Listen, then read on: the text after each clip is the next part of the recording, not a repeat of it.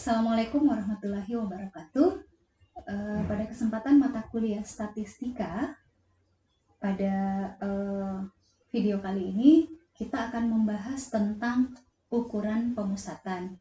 Nah, memang ini kita butuh perhitungan, sehingga disarankan bagi setiap yang mencermati ikut juga menghitung bersama-sama. Kalau misalnya di video ini waktunya agak lebih cepat, maka sebaiknya di pause dan silahkan menghitung dulu, sehingga kemudian di play kembali untuk bisa melihat hasilnya bersama-sama. Gitu. Mari kita cermati bersama. Ukuran pemusatan adalah juga bentuk deskripsi dari kelompok data. Ukuran pemusatan juga biasa disebut ukuran tendensi sentral atau ukuran kecenderungan memusat. Jadi ada beberapa istilah yang digunakan untuk ukuran pemusatan. Kalau ada yang menyebutnya tergantung referensinya, ada yang menyebutnya ukuran tendensi sentral, ada juga yang menyebutnya ukuran kecenderungan memusat. Jadi intinya semua adalah ukuran pemusatan. Nah, ukuran pemusatan itu menunjukkan kecenderungan angka secara umum pada suatu kelompok data. Jadi ukuran pemusatan ini ukuran yang ada pada ukuran pemusatan itu menunjukkan wakil pada suatu kelompok data. Jadi ada kelompok data yang ada banyak variasi, kemudian kelompok data tersebut bisa diwakili oleh satu angka tertentu.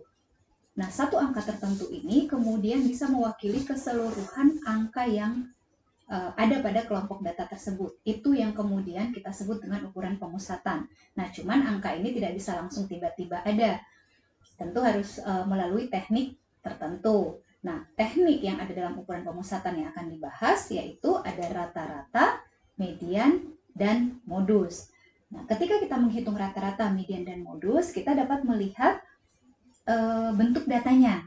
Jadi bisa berbentuk data tunggal atau berbentuk data kelompok. Nah, kita coba untuk rata-rata. Rata-rata atau biasa kita sebut mean adalah estimasi terhadap nilai tertentu yang mewakili keseluruhan data. Gitu. Nah, simbol rata-rata pada populasi itu kita menggunakan simbol mu, dan rata-rata pada sampel itu dalam kita tulis X bar. Jadi rata-rata itu bisa kita hitung populasi, bisa dihitung sampel, walaupun pada statistika yang kita hitung adalah sampel. Jadi kemudian formula-formula perhitungan rata-rata itu menggunakan simbol X bar. Nah, rata-rata dalam bentuk data tunggal itu formulanya adalah demikian. Jadi X bar sama dengan sigma XI dibagi N. Sigma XI itu merupakan jumlah dari seluruh data. Jadi mulai dari data pertama atau X1, X2, X3, dan seterusnya kita jumlahkan sampai yang ke N. Gitu.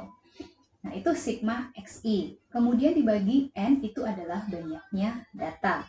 Hasil pembagi yang tersebut itulah menjadi rata-rata dalam bentuk data tunggal.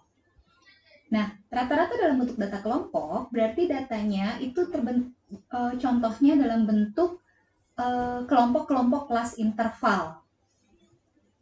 Nah, itu bisa menggunakan formula X bar sama dengan sigma Fi kali Xi dibagi dengan sigma Xi. Jadi Xi itu adalah nilai tengah dari setiap kelas interval, dan Fi itu adalah frekuensi atau banyaknya data pada tiap kelas interval tersebut gitu. Nah, kemudian sigma Xi Fi itu jadi setiap frekuensi dikali dengan banyaknya frekuensi dikali dengan besarnya nilai tengah pada setiap kelompok data, sehingga kemudian F1 X1 ditambah F2 X2 itu berarti menunjukkan kelas interval yang kedua. F3 kali X3 itu menunjukkan kelas interval yang ketiga, dibagi dengan banyaknya data. Banyaknya data itu adalah jumlah frekuensi dari setiap kelas-kelas interval. Nah, kita coba masuk contoh perhitungannya. Misal kita melanjutkan data ini. Ini adalah bentuk data tunggal. Jadi hasil pengukuran variabel, di sini contohnya keterampilan sosial anak usia 5-6 tahun. Itu contoh variabel saja. Tapi kalau sudah kita bicara skor, skor itu bisa merupakan hasil ukur variabel apapun gitu. Yang dalam bentuk data tunggal. Jadi dia tersebut satu persatu, skornya 52, 55, 56 dan seterusnya. Nah, jadi kita coba hitung.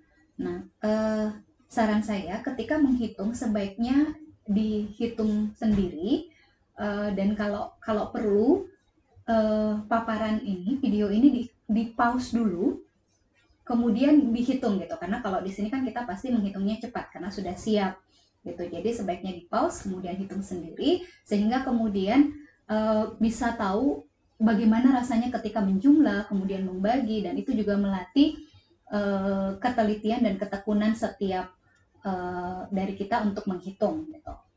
Nah, X bar sama dengan sigma XI per N. Jadi XI itu X152, X255, X356 dan seterusnya. Jadi sebanyak sampai X30 gitu. Nah, jadi 52 tambah 55 tambah 56 tambah 60 sampai tambah 87 sebagai skor terakhir dibagi dengan N. N itu 30. Nah, hitung sebaiknya juga menghitung sendiri untuk melatih diri menghitung dijumlahkan menjadi 2185 dibagi 30, maka dapat rata-rata dari data ini adalah 72,833. Oke, ini adalah untuk perhitungan rata-rata dalam bentuk data tunggal. Nah, untuk perhitungan rata-rata data kelompok, berikutnya contoh perhitungan rata-rata data kelompok. Sama, jadi data tunggal tadi yang kemudian kita buat ke dalam bentuk tabel distribusi frekuensi gitu, yang kemudian data-data yang ada, data-data tunggal tadi kemudian mengelompok menjadi kelas-kelas interval. Oke, kelas-kelas interval yang ini 50 sampai 55, 56 sampai 61, 62 sampai 67 dan seterusnya. Nah, kemudian frekuensi yang dimaksud dengan frekuensi adalah frekuensi absolut. Jadi, berdasarkan data tadi yang kemudian kita buat ke dalam kelompok data atau kelas-kelas interval, 50 sampai 55 ada 2 data, 56 sampai 61 ada 4 data, 62 sampai 67 ada 1 data, dan seterusnya sampai 69 sampai 91 itu ada 2 data dan jumlah seluruhnya adalah 30. Nah, XI itu adalah nilai tengah dari setiap kelas-kelas interval. Jadi misalnya yang pertama 50 sampai 55. Maka nilai tengahnya adalah 50 plus 55 dibagi 2. Jadi 50 plus 55 dibagi 2, maka hasilnya 52,5. Untuk nilai tengah kelas interval yang kedua, 56 sampai 61, itu berarti 56 ditambah 61 dibagi 2. Maka dapat hasilnya 58,5. Selanjutnya nilai tengah 62 sampai 67. Itu berarti 62 plus 67 bagi 2. Maka dapat hasilnya 64,5. Begitu seterusnya sampai kelas yang terakhir. Nah, formula dari rata-rata pada data kelompok itu adalah X bar sama dengan sigma FI/XI dibagi dengan sigma FI.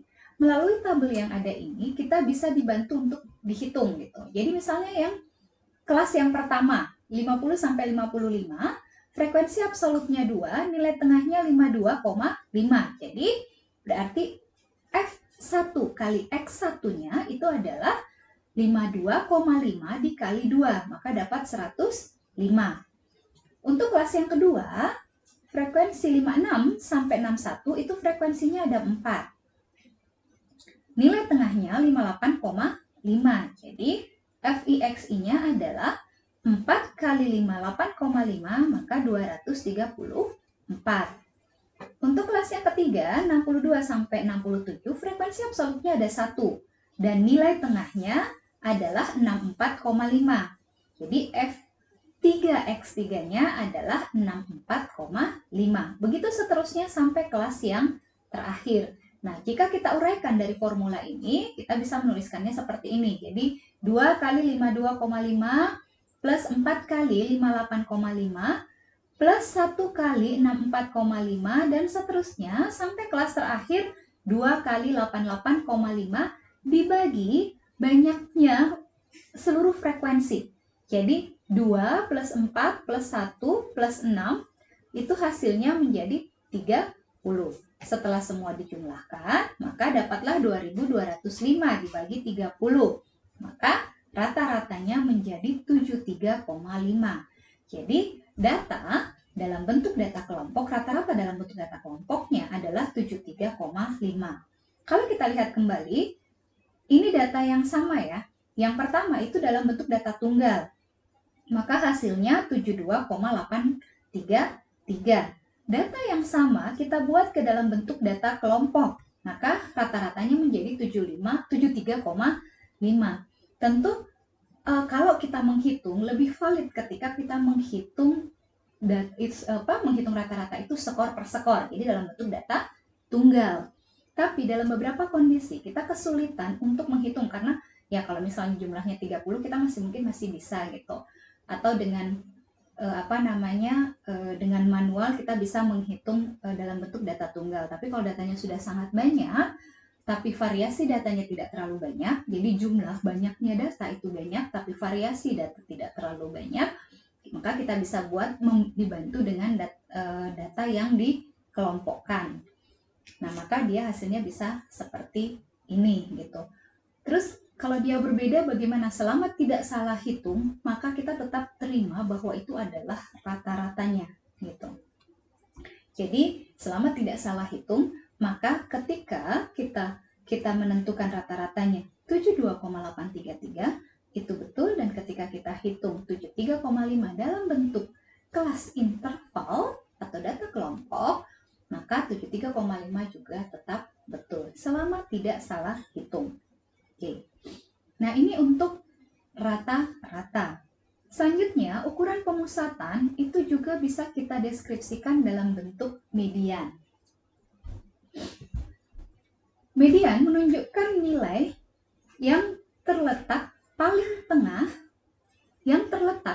tengah pada suatu kelompok data setelah data tersebut diurutkan. Jadi ketika kita mau menentukan median, jadi median itu sebenarnya adalah termasuk dalam ukuran letak.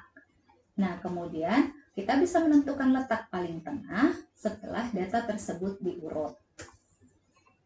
Nah, untuk menghitung nilai median, setelah kita menentukan letak mediannya, itu baru kemudian kita menentukan nilai mediannya.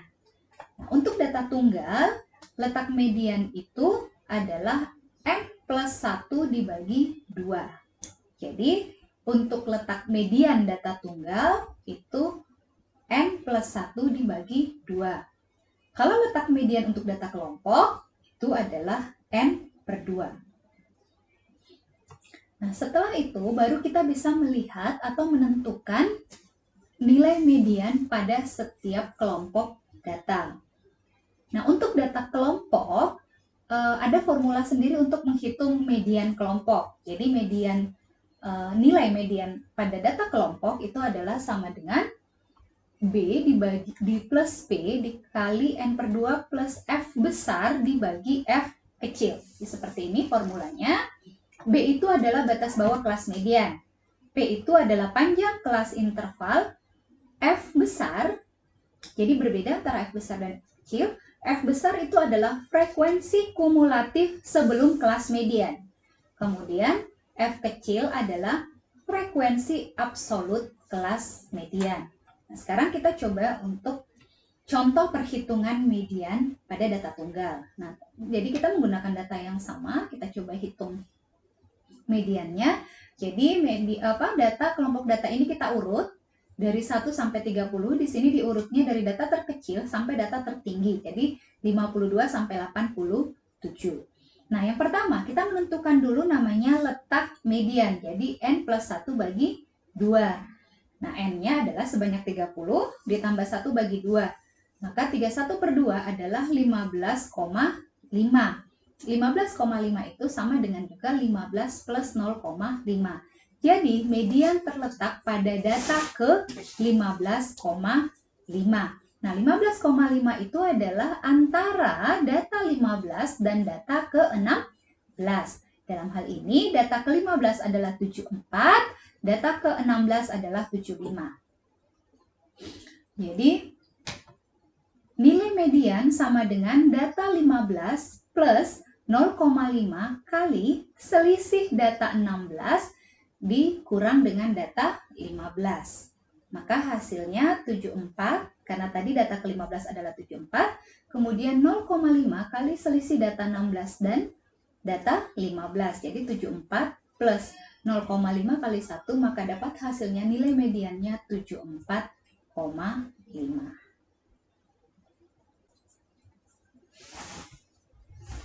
Nah, untuk perhitungan median data kelompok, jadi ini adalah data dalam bentuk kelas interval. Seperti ini, kita masih menggunakan data yang sama, tapi kali ini kita menghitung mediannya. Maka yang pertama adalah kita menentukan dulu letak median ada pada kelas interval yang mana. Maka letak median itu adalah N per 2, 30 per 2 sama dengan 15. Maka kita mencari data ke-15 itu ada pada kelas yang mana. Nah, coba kita lihat. Kelas yang pertama itu kumulatifnya 2, berarti dia baru pada data yang kedua. 56 sampai 61 itu kan ada 4 data. Jadi dia baru sampai pada data yang ke-6. 62 sampai 67 itu ada 1, sehingga pada kelompok data ini baru sampai pada data ke-7. 68 sampai 73 itu ada 6, sehingga seluruhnya jadi ada 13 data, jadi baru sampai data ke-13. Nah, 74 sampai 79 ada 6 data, sehingga pada kelas 74 sampai 79 ini data sudah sampai pada data ke-19. Berarti data ke-15 terletak di 74 sampai 79. Nah, 74 sampai 79 ini kita sebut dengan kelas median. Nah, selanjutnya setelah kita menentukan kelasnya ada pada kelas 74 sampai 79, kita mulai menghitung nilai mediannya. Nilai median sama dengan B plus P dikali N per 2 kurang F besar dibagi F kecil. Nah, sekarang kita tentukan dulu B-nya berapa? B adalah batas bawah kelas median. Berarti 74 sampai 79 batas bawahnya adalah 73,5. Kemudian P itu adalah panjang kelas. Nah, panjang kelas interval pada data ini adalah 6. Kemudian F besar itu adalah frekuensi kumulatif sebelum kelas median. Nah, kelas mediannya adalah 74 sampai 79. Frekuensi kumulatifnya 19, tapi F besar adalah sebelum. Jadi frekuensi kumulatif sebelum kelas median. Sebelum kelas median, frekuensi kumulatifnya 13. Jadi F besarnya sama dengan 13. Kemudian F kecil adalah frekuensi kumulatif kelas median. Nah, kelas mediannya adalah 74 sampai 79, frekuensi absolutnya 6. Berarti F kecilnya 6 dan N-nya adalah 30. Jadi angka-angka ini kemudian kita masukkan ke dalam formula 73,5 plus 6 kali 30 bagi 2 dikurang 13 bagi 6. Nah, ikuti perhitungan seperti ini. Hati-hati jangan sampai nanti 73,5 ditambah 6 dulu, baru kemudian dikali. Jadi kita kerjakan yang dalam kurung dulu, gitu kan. Jadi dapat 2 per 6, kemudian kita kerjakan yang paling kuat, berarti kan 6 kali 2 per 6. Kita bisa coret 6-nya sisa 2, sehingga kemudian 73,5 plus 2 sama dengan 75,5. Jadi, untuk median data kelompok pada data ini adalah 75,5. Tadi kita hitung untuk data tunggal 74,5, kalau data kelompok 75,5. Selama tidak salah hitung, keduanya itu betul. Nah, makanya kita perlu menjelaskan apakah data ini adalah data tunggal atau data kelompok. Berikutnya adalah modus. Modus dari suatu kelompok data menunjukkan nilai yang paling sering muncul atau nilai yang frekuensinya tinggi atau nilai frekuensinya tertinggi. Nah, modus juga bisa dihitung pada data tunggal dan data kelompok. Modus pada data tunggal itu langsung merujuk pada nilai atau skor yang sering muncul. Jadi frekuensinya tertinggi. Nah, pada data kelompok kita bisa menghitung dengan menggunakan formula nilai modus sama dengan B plus P dikali B1 plus B1 plus B2. Nah, jadi seperti ini formulanya, nilai modus yang ini. Kemudian B itu adalah batas bawah kelas median. P adalah panjang kelas interval. B1 itu adalah frekuensi absolut kelas modus dikurangi dengan frekuensi absolut sebelum kelas modus. B2 itu adalah frekuensi absolut kelas modus dikurangi frekuensi absolut sebelum kelas modus. Oke, kita lihat untuk contoh perhitungannya. Nah, untuk data tunggal kita tinggal melihat saja, betul-betul melihat satu persatu dan data mana yang paling sering muncul atau frekuensinya paling tinggi. Kita lihat di sini 52 ada 1, 55 1, 56 1. Di sini ada 682, 692, 70 dan seterusnya. Nah, 81 3 kali muncul, selebihnya 82 2 kali, 85 2 kali muncul. Sehingga dengan demikian yang paling sering muncul atau frekuensinya terbanyak adalah 81. Jadi nilai modusnya adalah 81. Nah, jika terdapat frekuensi tertinggi itu ada pada beberapa skor, maka nilai modusnya bisa lebih dari satu nilai atau lebih dari satu skor. Jadi misalnya nanti kayak ini kan yang 22 ini. Jadi misalnya 68, 69, 70 itu sama banyak, 2 semua dan itu paling tinggi, maka nilai modusnya bisa lebih dari 1. Itu untuk modus pada data tunggal. Nah, untuk modus pada untuk perhitungan modus pada data kelompok, sama kita masih menggunakan data yang sama. Pada data interval seperti ini, kita menentukan dulu kelas modusnya. Kelas modus itu adalah yang frekuensi absolutnya paling tinggi. Gitu. Nah, di sini frekuensi absolutnya 2, 4, 1, 6, 6, 9, 2. Jadi, frekuensi tertinggi adalah 9. Frekuensi absolut tertinggi adalah 9. Dan itu pada kelas 80 sampai 85. Jadi, dengan demikian, frekuensi kelas modus adalah 80 sampai 85. Nah, selanjutnya kita mulai mengerjakan nilai modusnya. Nilai modus sama dengan 79 B plus P kali B1 plus B1 plus B2. Nah, kita tentukan dulu. Nilai B-nya, B adalah batas bawah kelas modus. Nah, kelas modusnya 80 sampai 85, berarti batas bawah kelas modus adalah 79,5. P atau panjang kelas adalah 6. B1 itu adalah selisih frekuensi absolut kelas modus dengan kelas sebelum kelas modus. Jadi 9 kurang 6 sama dengan 3. B2 itu adalah selisih frekuensi kelas modus dengan frekuensi setelah kelas modus. Jadi 9 kurang 2 sama dengan 7. Nah, selanjutnya kita masukkan ke dalam formula 79,5 plus 6 kali 3 dibagi 3 plus 7. Jadi kita kerjakan dulu yang 3 bagi 3 plus 7 jadi 3/10, kemudian 79,5 menjadi 18 bagi 10, sehingga kemudian 79,5 plus 1,8 sama dengan 81,3. Ini adalah modus dari data kelompok. Kalau tadi untuk modus pada data tunggal adalah 81 dan modus pada data kelompok adalah 81,3. Selama tidak salah hitung, maka kedua-duanya betul. Yang penting kembali lagi kita bisa deskripsikan bahwa ini dari data tunggal atau data kelompok. Nah, setelah kita menghitung ukuran modus, berikutnya kita coba bikin kesimpulan rekapitulasi perhitungan ukuran pemusatan. Coba kita perhatikan. Jadi ini kita menghitung rata-rata, median, dan modus pada kelompok data yang sama. Kita lihat hasilnya.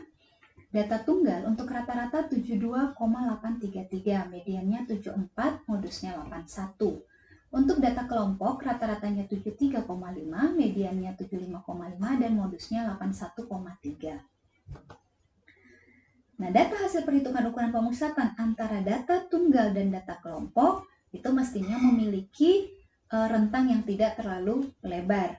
Adapun hasil pengukuran rata-rata, median, dan modus mestinya juga memiliki rentang yang tidak terlalu lebar. Tapi kalaupun misalnya dia berbeda, kita bisa melihat bagaimana penggunaan ukuran pemusatan yang dipilih untuk mendeskripsikan data kita, gitu. Nah, ukuran pemusatan data interval atau rasio itu dapat dideskripsikan dengan teknik rata-rata, median, dan modus.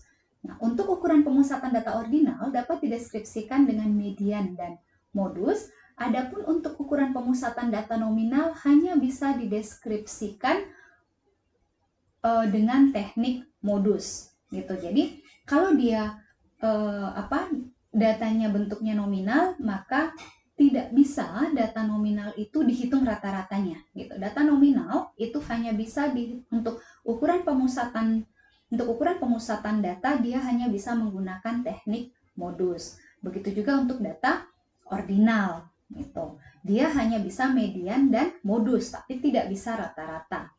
Nah, untuk bentuk data interval atau rasio, dia bisa menggunakan ketiganya, rata-rata, median, dan modus. Sehingga rata-rata itu tepat untuk mendeskripsikan data yang skala pengukurannya interval atau rasio. Median tepat untuk mendeskripsikan data yang skala pengukurannya ordinal. Modus itu dapat digunakan atau tepat untuk mendeskripsikan data yang skala pengukurannya nominal, gitu. Jadi kalau kita lihat data kita dulu, kalau data kita interval atau rasio, maka kita bisa menggunakan tiga-tiganya. Tapi kalau data kita itu ordinal, maka dia hanya bisa pakai median dan modus, gitu. Jadi kita perlu memperhatikan itu. Dan adapun perbedaan rata-rata, sebenarnya data yang sempurna itu, atau sebaran data yang sempurna itu ketika rata-rata, median, dan modusnya berada pada titik yang sama atau skornya sama, gitu. Tapi itu kalau dia benar-benar sempurna, datanya itu normal sempurna. Tapi ya jarang kita mendapatkan data yang seperti itu.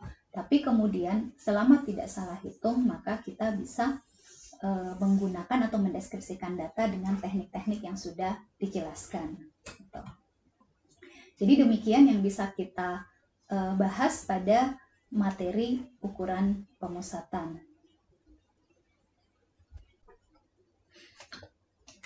Oke, itu tadi materi yang dibahas untuk ukuran pemusatan.